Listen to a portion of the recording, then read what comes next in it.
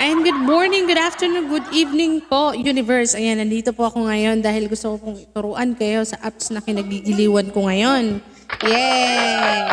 Ito po yung Yoyo apps. Well, aside naman sa kinagigiliwan ko siya, kumikita din naman ako ng totoong pera dito. Kaya, so without further ado, Lipad Universe.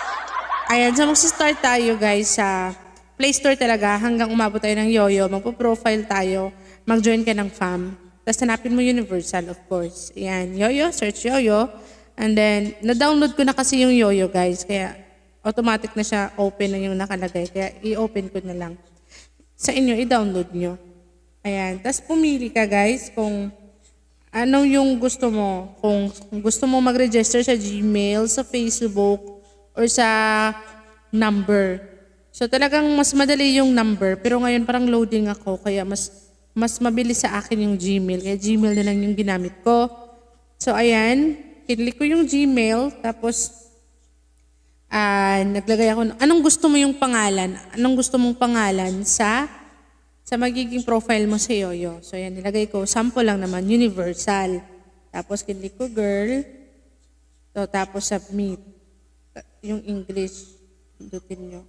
Ayan, welcome. Nandito ka na sa Yoyo. Ayan, may profile ka na. So, pagandahin natin yung profile natin, guys. So, punta tayo dito sa Me. Ayan. Tapos, i-click mo yung mukha mo. Tapos, click change. Ayan. Magpili ka kung anong gusto mong profile. So, ito muna yung kinlik ko, yung logo ng Universal. Ayan. Tapos, i-drag mo lang. So, next is maglagay ka ng bio mo. So, like, hi, sample. So, ganun. Tapos, maklik na yung save doon sa iba, sa itaas. Ayan. Click, save. So, ayan. Meron ka ng picture. So, meron ka ng pangalan. Next is, meron ka siya nakalagay na create room. So, gumawa ka na lang ng room. Ayan. So, gumawa na rin ako ng room. Nilagay ko ng pangalan ng room ko is Universal. Tapos, nagpili ako ng picture. Ayan. Tapos, save. Ayan, so nilagyan ko din yung description ng room. Pag may pumasok sa room kasi, yan yung malalagay. Kaya nilagyan ko, welcome. Welcome to my room po. Ayan.